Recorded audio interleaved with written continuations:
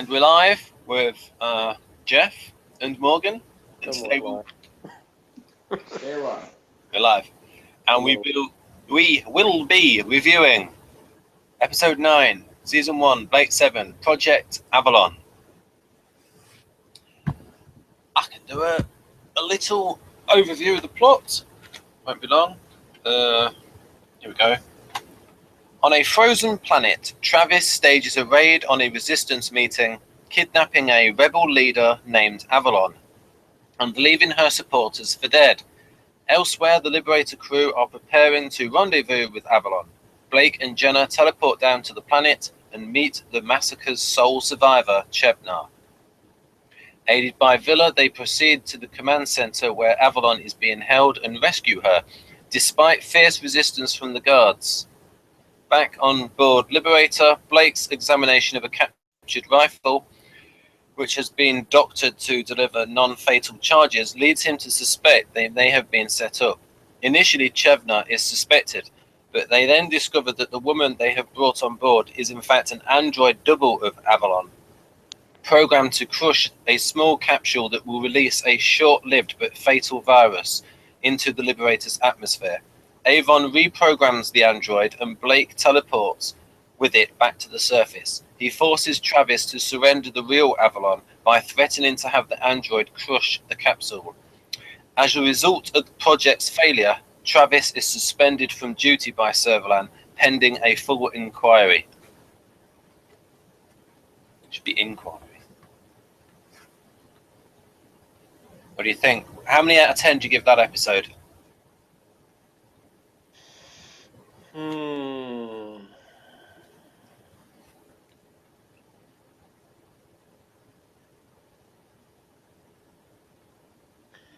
I guess a 5. What about Morgan? What does he give it?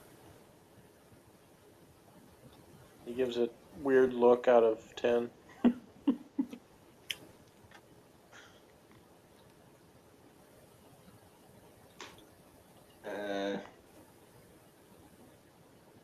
0.5 points. The plot was kind of convoluted for no reason. There was some great android special effects there when they were showing the inside of her head. They brought back the completely useless security bot. They spent time in the same hallway running back and forth for the majority of the episode. And overall, it was uninteresting and unfulfilling. I thought the episode was pretty boring. And there was even more shooting. But the shooting was boring because they just kept missing. He's right, it was kind of boring. I would have rated it lower, but it had a few things that raised it slightly. So that's why I was like, I gave it a 5 because I want to, not be too harsh. What were the things which raised it? The little sparkly ball, that was my favorite effect they've had on this show so far. I liked that a lot.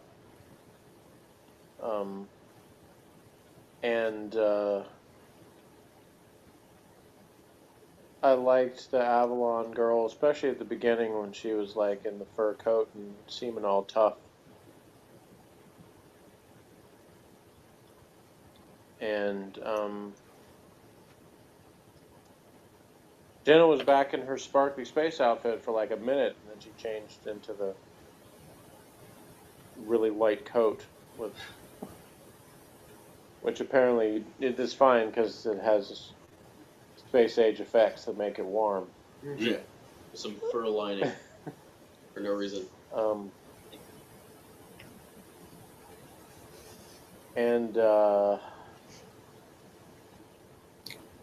The moss to death thing, well, that was pretty good. And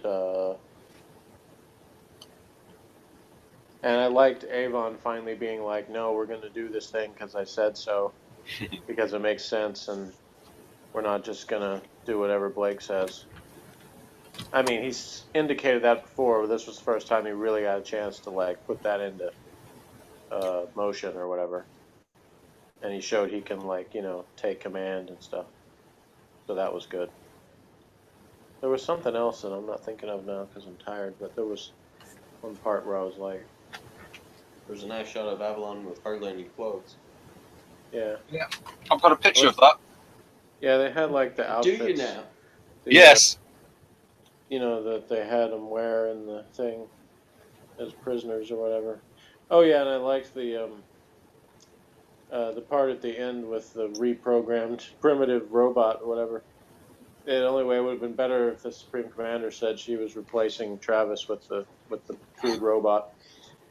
And then he had his little "I'll get you next time" gadget, thing at the end again.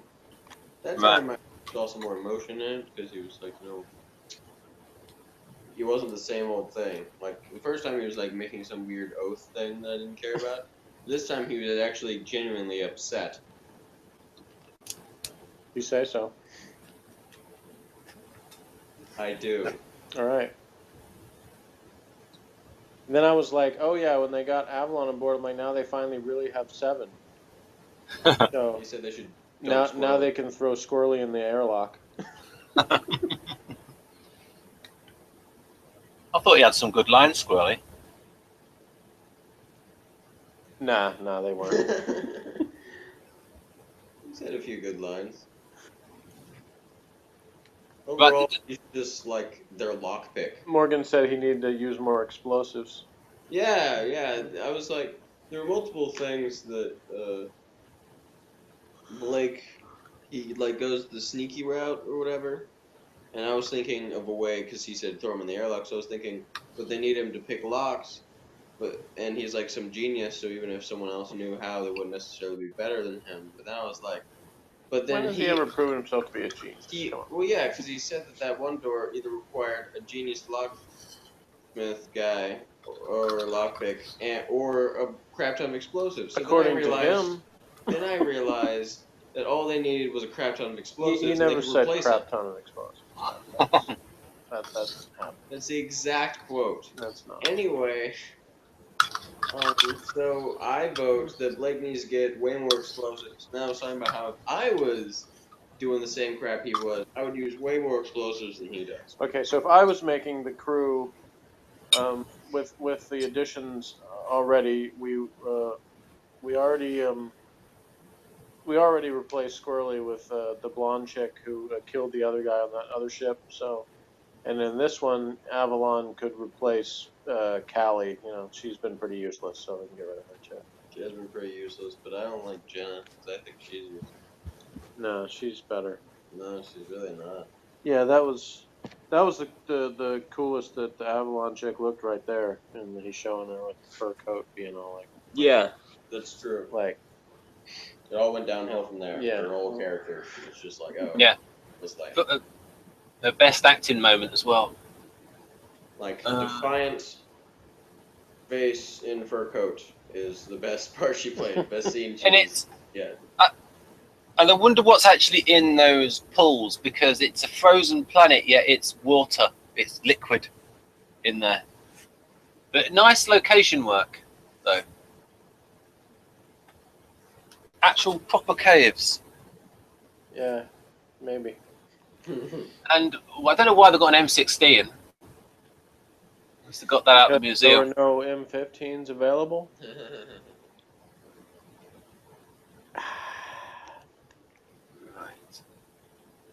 Yeah. There's Chavis, look, in Harbour Camp. American military design that would have been in the far past in their setting. Yep. This is Glynis Barber. Father? Barber. B-A-R-B-E-R. Oh. Right. Barber. I'm glad you spelled that for me. Otherwise, I would have never gotten that. That's what you were saying. Okay.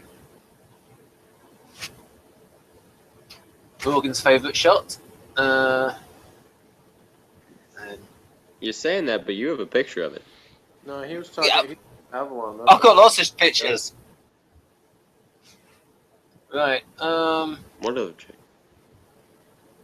No, the other. No, that's Avalon. It is? Oh, what did you think of the chick in silver? I'll show you images in a moment. We go through these.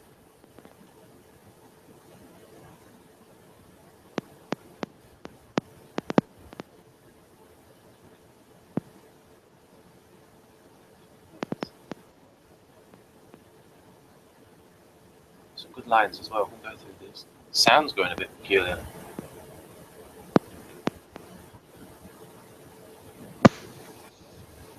Random rebel person? Never. Yeah, well, it's like I got mixed up because they were like, go get somebody from, that's like a prisoner, and then they had this girl, and then they had the other guy that was like the prisoner, so I was all confused. Yeah, Oh. that was Avalon. Didn't look In like the documentary, the Kevin Davies documentary, they mentioned something about this plot is quite similar to Star Wars Episode 4, in that, when they rescue Princess Leia and they had a tracking device on the Oh, so you just mean Star Wars? yeah. You said Episode 4. I was like, wait, which one was Episode 4? Oh, yeah, okay, yeah. You're just calling the movie Star Wars Episode 4. I got you. Yeah. Because remember that, like, they escaped and then said, we got the tracking device on board the ship.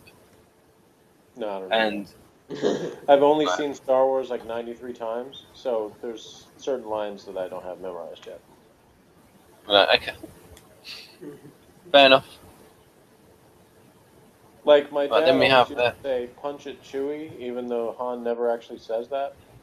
He says, all right, Chewie. Ah, So it's kind of like how the people that say, beam me up, Scotty, even though no one ever said that either. mm. On Star Trek show, I mean. Nobody ever said that. Yep. No one's ever said that, even though you just said it. Yeah, I'm saying no one ever has said it. None of the characters on the original Star Trek series ever said the phrase, beam me up, Scotty. Anyway. Right. So how many out of 10 do you give the actress that played Avalon? Well, she didn't really have that big a part, so it's kind of hard for me to judge that. All her looks. You're like, I'm getting straight to the point. I'm trumping this one. Just tell me if she's hot or not. I don't care about any of that other stuff. Yeah. She looked much hotter at the beginning, like I said, with Yeah, the coat. exactly. Like, she had this, she was like sexy, and then when she was later on, she was just kind of scrubbish, as Morgan would say. Yep, such So. truth. Oh, what does that mean, scrubbish? Not as sexy seeming, because she didn't seem like, commanding anymore. She was like kind of Right. So I'm not like saying, if she was a real person, I'm not saying like that takes away her worth as a human being or anything. I'm just saying, because you asked about her being hot, I'm like, that kind of took away from that. But That's interesting, though. It shows you, like, active female characters with a bit of oomph. Well, yeah. I mean, And that's... then she immediately dropped that role. Yeah, I'm not a big fan of, like, the damsel in distress kind of character. I'm not really into that. I know some guys are, but I'm not. Yeah, I mean, that actress, she didn't go on to do anything else. I mean, I looked at her name, I don't recognise the name. He walked off the set and disintegrated. Or you could always check out her name. Julia Vidler. I have to say, though, these BBC people, they found people with interesting names. Some of them cool names, and some of them just interesting, because I can't really quite find the Maximum Power book says, because it pokes fun at the Terry Nation naming things. It talks about the planet unnamed, cold enough. We think Terry would have called it like Frostar. Right. What do you think of Jenna in her fur collar? I like the space sparkly outfit better. She should have kept that Right. on. If the whole point was like these thermal suits just make them warm anyway, then there's no reason they needed to put on a light coat. Yeah. thermalized her space outfit.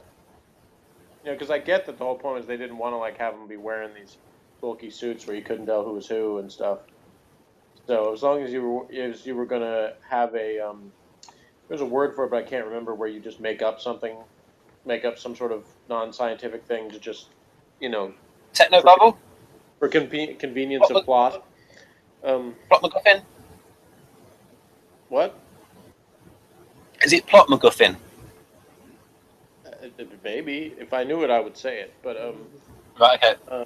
my point is that if you were going to do that and say, well, they didn't need to have like heavy coat things because they had this, you know, technology that makes them heat up, you know, then you could just say, well, we just put it under the stuff we were wearing anyway, so we don't need the coats. Right. And I did think when the Supreme Commander walked in, I said fur coat on the bridge, and then she just like takes it off and throws it on the floor for the guy to pick up. That was kind of amusing. Right, what did you think of this exchange? Despite what she said, he was not replaced with a Zonia yet. You know, Dolza did not replace Britai with a Zonia temporarily. See, you got to see Robotech. You got to get my Robotech references. There's already been like 4 or 5 things on Blake 7 that remind me of Robotech things. So. Okay, maybe they watched it. Well, I think even the original Japanese Macross was later than Blake 7. I think it was already early 80s by the time that came out. I could be wrong. I mean, one of the Blake 7 books I said, Blake 7 was watched over by 10 million viewers in Britain and was broadcast in 25 other countries. Oh, you were saying Robotech watched Blake 7. I thought the other way around. Yeah, maybe yeah. I suppose it's possible.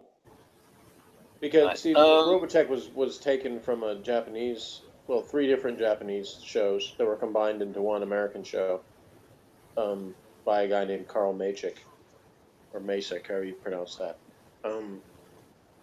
Anyway, so it's possible he could have been a Blake 7 fan. I don't know. Right, what did you think of this exchange? Was written by him. What about this bit where they're just talking about having a weak chest? And then Avalon says, chess. Ah. He's right. The rest of him is not very impressive.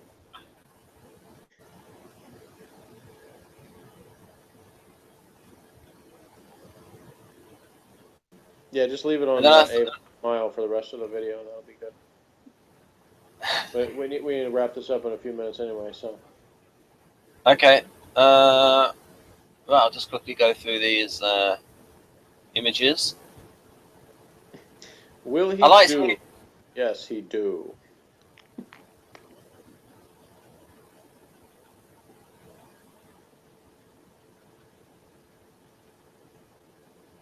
Yeah, she knows how to make an entrance. Stroll on in your fur coat and then peel it off. Yeah, I thought that was a good costume. Yeah, it shows in the future they come to their senses about the fur coats again, you know. It's probably some synthetic thing anyway. Yeah.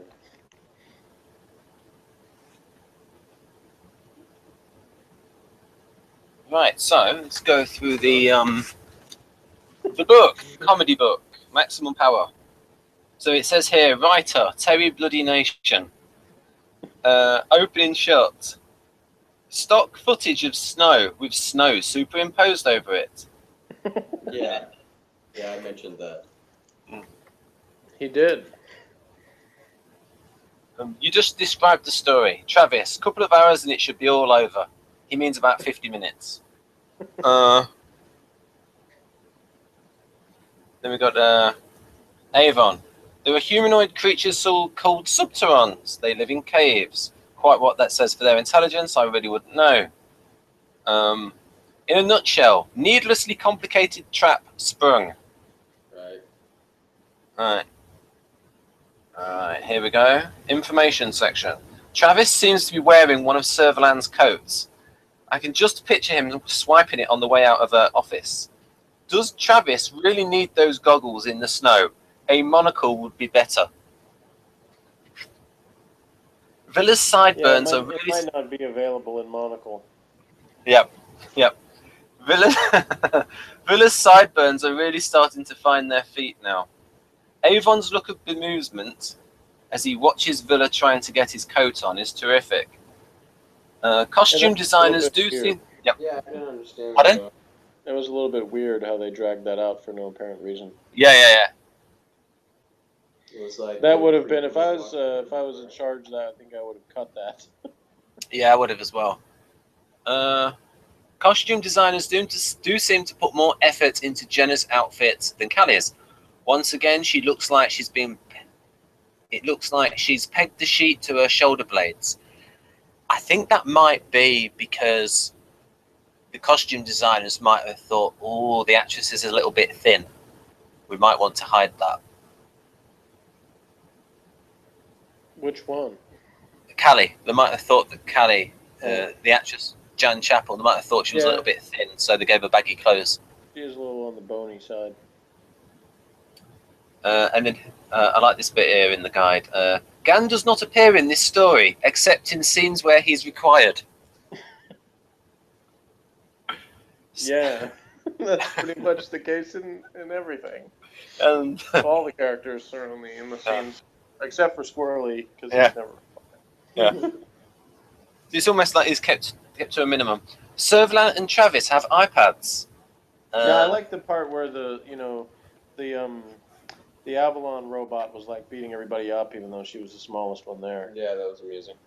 He said that would be an amusing scene. Yeah, I was saying they probably had fun doing that scene because they all had to look like she was overpowering them until they overpowered her finally. Right. We have another bloodbath slaughter of innocent rebels by nasty Federation types dressed in black. It's tough not to adore Blake's big fur collar. Patronizing Callie is a new game amongst the Liberator crew. This time it's Jenna's go. We're missing more than half of the teleport bracelets from the rack this week. Darrow is meticulous when it comes to teleport operation. He hits the same combination of buttons every week. Here's a nice bit. The medical team must be space medics because in addition to the green in their uniforms, they also have silver. We never thought that Blake would be the type to snap a man's it here. They named the prisoners in the cells, like Hend, Raker, Calor, Pelor, Avalon, and then it says here, wasn't Raker used as a name elsewhere? Balls. Wasn't Raker used as a character name the other week, Terry? It's him reusing names again. And then should have been one named Dortmund in there. Yep. Now, I don't know if this next bit is made up or not. The original title of this script was Project Archon. However, it was changed at a late stage owing to the discovery of a comic book series by the same name. As some of the location footage had already been shot, look closely and you will see several characters mouth the word Archon with Avalon overdubbed. I don't know if that's true. The direction is very plodding and lifeless. There's no sense of urgency. Now, do you agree with that? Yeah, pretty much. Okay. There's a lot of just kind of sitting and or standing around in the snow. Right. While Squirrely slowly works at some things. Okay. Well, that was building up tension. Something's up with Gan's implant as he starts behaving a bit... No tension. Pardon? If you start with no tension and nothing happens, then you don't really build tension. Okay, fair enough. Something's up with Gan's implant as he starts behaving a bit queer towards Avalon. Right, then we've got the delightful dialogue. Does it support any intelligent life? Does the Liberator? I think I shall contain my enthusiasm here in the warm. And then we've done the weak chest done. Oh, we've got amateur hour now. The Federation virus has the unique ability to move scenery as well as destroy humans. Watch the chair in the interrogation center. Robot Avalon makes worry noises when she moves, only after she's been identified as a fake. Handy that. You can see Robot Avalon's mark on the studio floor. And then it has something called Terry Nation Street, and this means the sort of things that are Terry Nation-esque, his cliches. Caves, ice, subterrons. Why are they called that, Terry? Slave labor forces, genocide, mutated viruses, the Phobon plague. Planets, unnamed, cold though. We think Terry would have called it something like Frostar. Special mention. Avalon strapped to the bed in the interrogation center with naught but a couple of silver lame belts to cover her modesty. Right. So that's the entry in the book. The comedy book, Maximum Power. Yeah, I feel stupid now that I didn't know that was the same girl. I'm like, my inability to pay attention is legendary. The same girl as what? Well, you just said Avalon. Right. So you thought they rescued a different person? Oh, I didn't know she was rescued at all. Did you fall asleep? Captured. No, I didn't fall asleep. I just didn't understand. I just couldn't tell because like what they showed of her at the beginning in the fur coat, you didn't get a really good look at her. I mean, so I thought it was some other girl. Okay. I didn't make the connection because, like I said, it confused me because she said right before that something about getting a human out of the detention. So I thought that's who it was. And it wasn't until later when she brought the guy that I was like, oh, that's who they brought. And then I was confused. Right. So, yeah, I didn't make the connection it was the same person. Until you said that earlier in this review, and Morgan said, yeah, that was Avalon. I'm like, oh, okay. Okay. I just thought it was some other random, like, rebel chick that they found. It didn't even look like her hair was the same color. Which I guess they never didn't show her hair at the beginning. Right. Like I said, I'm probably too stupid for this show. There's lots of things you notice that I don't. Flashing buttons. What? Wait, what did I notice that you didn't? I can't remember, but there must be something. Like something. It's not one of those things I didn't notice. And there's Avon. Notice because I didn't notice. Yeah. Where was freaking room sword?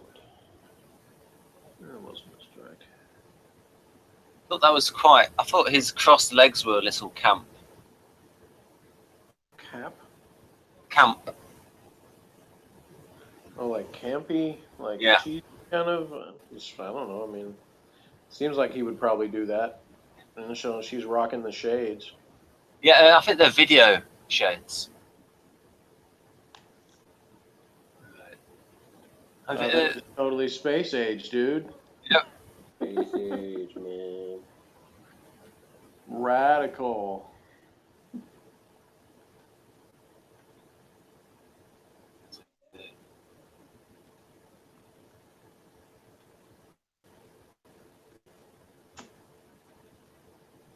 Just going through these. But what I liked about the robot was the flamethrower.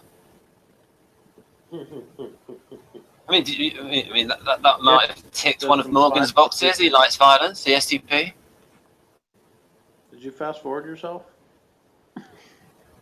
It must be the effect. I'll have to keep quiet while I go through the images. You might as well talk. He referred to me as the ESTP. Oh, okay. As my actual name is too sinister to... You should be honored. He considers you the ESTP. I think that's a microphone in shot. Well, you can explain that with anything. You know, it's part of the ship's construction. You know, it's the sprinkler system or something. The greatest at that was the movie. Oh, really? Well, in that case, Delirious. It's Delirious with John Candy.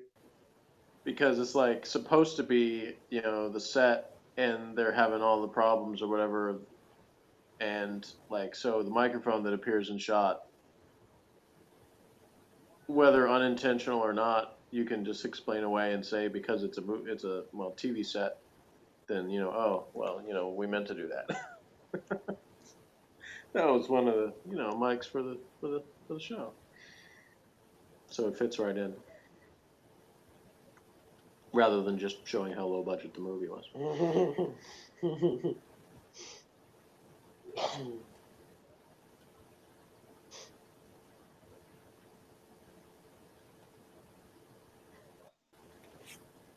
Getting near the end now. Yeah, there's the I'll get you next time gadget moment right there. At least he had something sparkly to hold while he was saying it. He didn't have a cat to pet though. That's the one thing Dr. Claw has over him. He doesn't have a cat. that's a shame we're doing cat. Yeah, he really needs one. He can go into full Dr. Claw mode. And then, appropriate Fox News poll at the end of your. Yeah, well, Trump's not doing very well against Hillary. All right. Nope. Oh, that was right. So, election matchups. Pardon? I said that was like general election matchups. Oh yeah. Gemini and You confused me for a second there because I was like, wait a minute, there's a national poll that Kasich is winning? When did this come out? Yeah, it was 1,000 registered voters, done March 20 to 22nd. Yeah, to... well, I just, as usual, once again demonstrating my inability to pay attention. Looking at it, I was looking at the left column first. Right. That it was a poll between the three Republican candidates, but it wasn't. It was 3 general election matchups all in a row with the 3. Yeah, it was to show. I listened to a thing with 3. I call them the old farts, and one of them is Doug Schoen, who was an advisor for Clinton, and Pat Cadell, and they're talking about recent. Not to interrupt you or anything like that, but I guess we just go ahead and say bye on the Blake 7 video since you're talking about something else now. Oh no, I've got a few more points to get through because I've finished about that now. Done that. Oh yeah, it seems that Travis has female mutoids and Servalan has male mutoids. Oh yes, there does seem to be gender equality in this federation. You've got like female, was it? Fantastic. Oh, wait, I don't care. Right, yeah. I'm just saying. Something made in 1978. Why, just because he slapped around the dude? No, not just that. Like, you've got, like, the mutoids of both sexes. You've got a female resistance leader. Yeah. You've got the Supreme Commander's female. How realistic. Yeah. There haven't been enough non-humanoid aliens yet, though. Well, that's expensive. No, Doctor Who didn't have a budget, and they had plenty of them. You just put them in a suit. Yeah, and they even had one that looked like a green knob. There was that Centauri. Did you say a knot or a knob? A knob. A knob. Okay. Who looked like a green knob? The Alpha Centauri character in, was it Peladon? The 2 Peladon stories. I thought the Alpha Centauri was more like some kind of insect with a giant eye. Yeah, they had to put a cape around it because of what it looked like. Right. Oh yeah, apparently a lot of Star Wars fans liked Blake 7 because of the similar premise.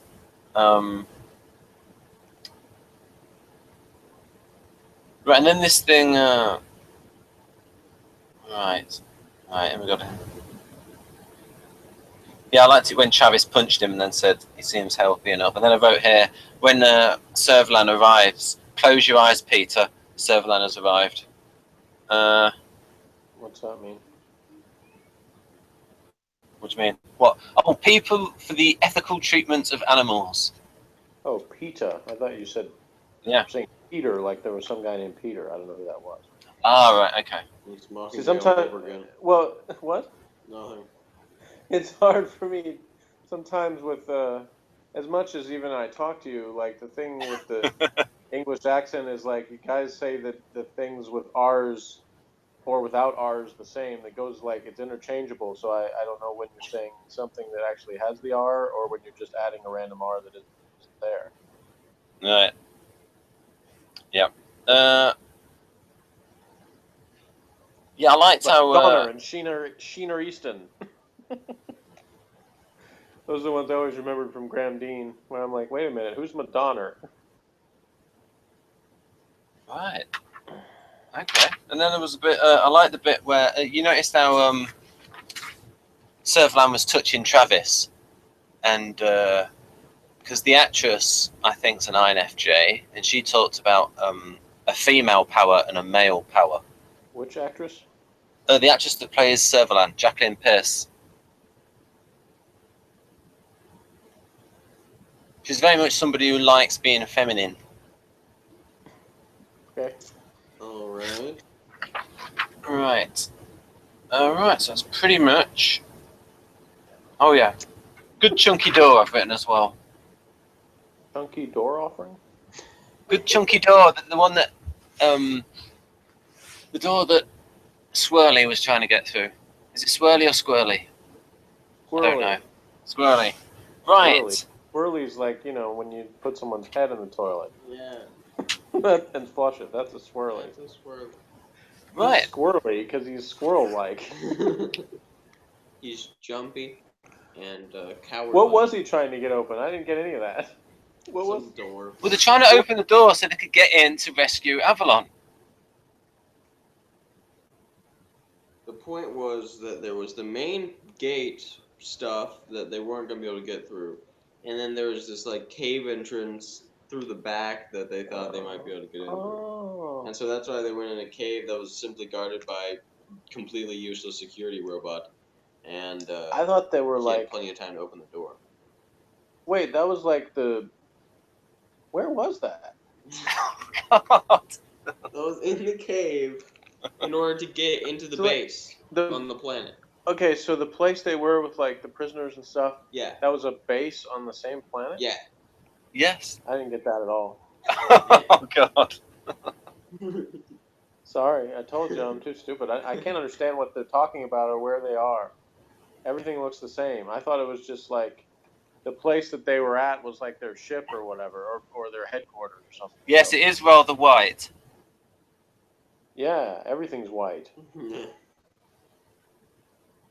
So like, yeah, it's like the parts I've noticed that the parts that actually like explain stuff, they talk really fast, and then the parts that are just like, you know, kind of doing stuff for the camera, like him, you know, doing his "I'll get you next time" moment, like that they draw it out. But then when they're like explaining stuff, they rattle it off really fast.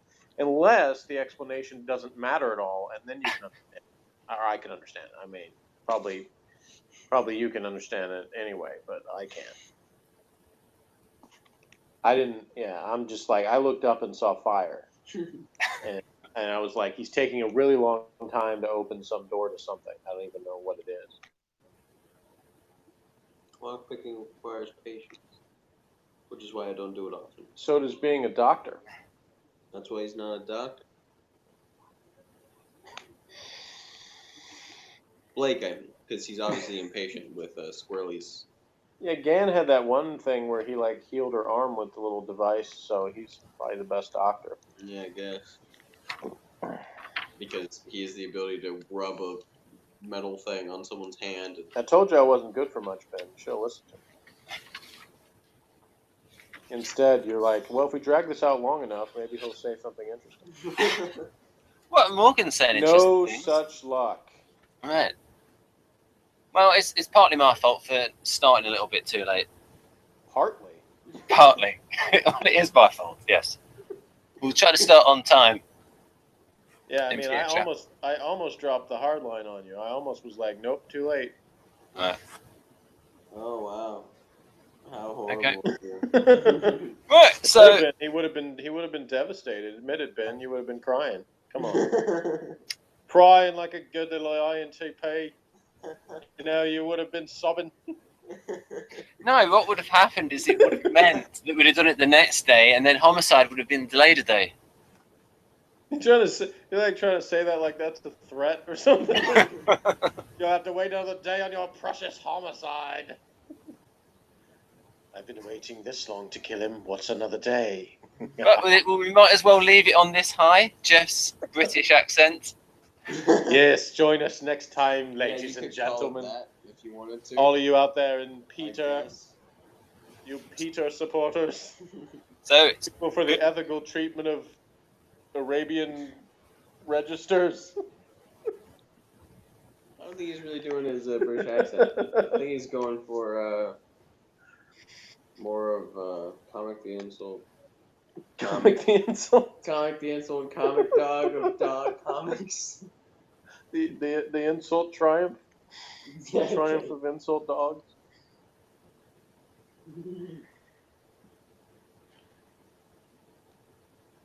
so you didn't like the reveal when you found out she was an android, or did you see that coming? I didn't. Are you asking him or me? Both of you.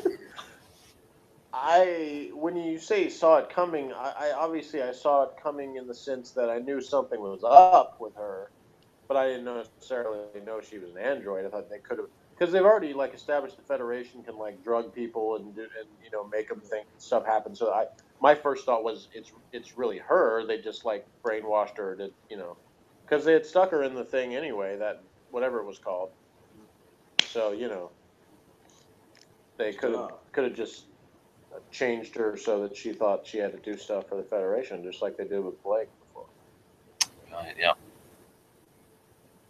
But luckily, the heroic warriors of the Liberator thought to rip the side of her head off so they could see all the fantastic circuitry. Well, they heard the whirring, so they could tell she was an android. the whirring. There's a time lapse on that whirring, so you don't hear it for the first 45 minutes. Yeah. And then they're like, "What's that whirring?" Well, she was fighting with Gan at the time, so the extra effort would have caused the whirring. Yeah, something slipped in her. She was kind of a rush job, so yeah. a few springs came out. I thought, yeah. But what would have been really good is if Gan like ripped off the side of his head and was like just like me, they need more like shocking twists. What do you mean, Jeff inside? That'd have been weird. I saw something that she had What? When you said you ripped off the side of Gan's head, just like me, what do you mean? I mean, like, because the other chick was like a robot, that he would have been like a robot. Oh, right. No, I'm not saying anything. Oh, I was expecting you to say, there's more shocking twists in season 2. Season 1's not finished yet. I know. I didn't say it was. I'm just saying. Before you said that, you're like, season 2 has whatever, so. So whatever. Yeah, just go with the. We're going digital in 2 weeks, man. Pay attention. What do you mean? What? You mean You already lost him again. going digital? It's a joke reference that I told you before, but it's probably been a long time. It's not worth like me taking up video time to repeat it. I'll tell you when we're not doing. Okay, so it's goodbye from me. All right. Bye. And from Jeff. Bye.